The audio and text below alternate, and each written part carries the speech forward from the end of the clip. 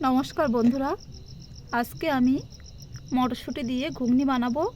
তো দেখুন, মটরশুঁটিগুলো ছাড়িয়ে নিয়েছি, ছাড়িয়ে ধুয়ে পরিষ্কার করে নিয়েছি। আর কিছু আলু কেটে নিয়েছি। আলুগুলো আমি ধুয়ে নিয়েছি, এবার সেদ্ধ বসাবো। কড়াইয়ের মধ্যে জল দিয়েছি, আলুগুলো দেব, মটরগুলোও দিয়ে দেব।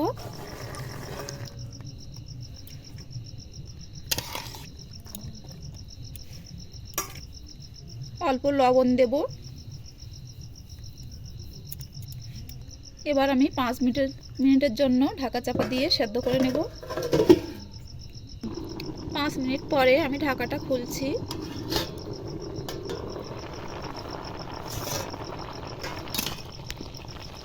এই দেখুন, আলু মটর সব সেদ্ধ হয়ে গেছে।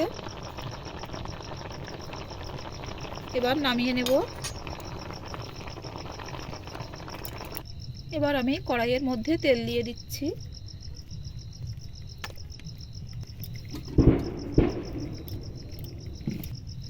এবার তেলের মধ্যে গোটা জিরে দেব,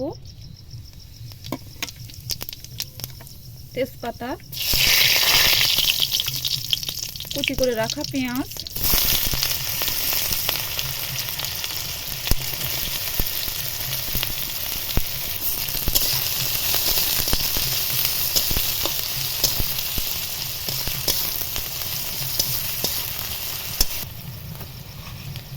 পেঁয়াজগুলো হালকা নরম হয়ে এসেছে। এবার লবণ দেব,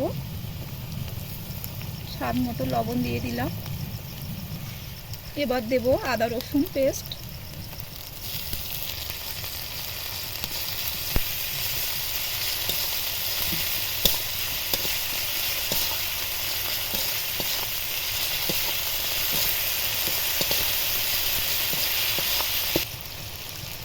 এবার দিয়ে দেব টমেটো বাটা,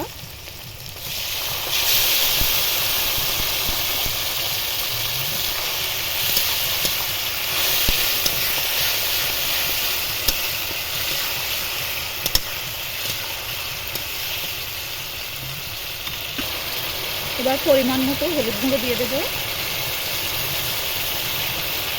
পরিমাণ মতো লঙ্কা গুঁড়ো দেব, জিরে গুঁড়ো দেব। মশলাটা কষানোর জন্য একটুখানি জল দেব।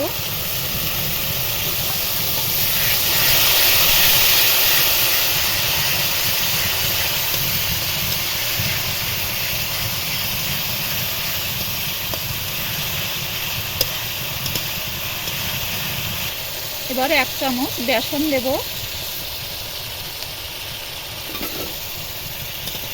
বেসনটা আমি দিলাম যাতে গ্রেভিটা ঘন ঘন হয় আর খেতেও টেস্টি হয়।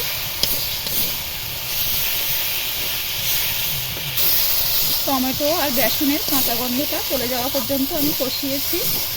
এবার তেল ছেড়ে দিচ্ছে। আলু আর মটরগুলো এবার দিয়ে দেব।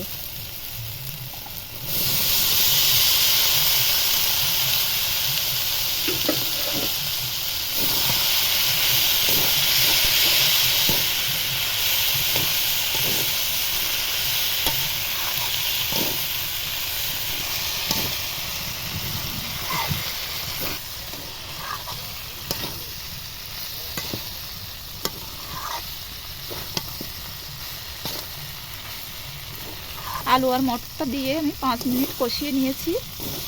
এবার জল দিয়ে দেব।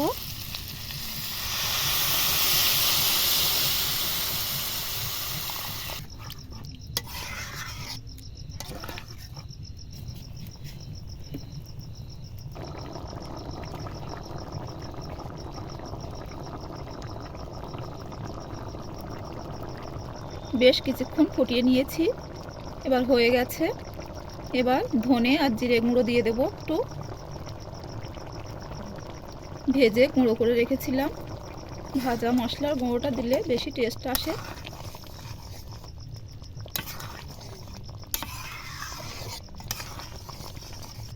সবশেষে গোটা গরম মশলা বাটা দিয়ে নামিয়ে নেব।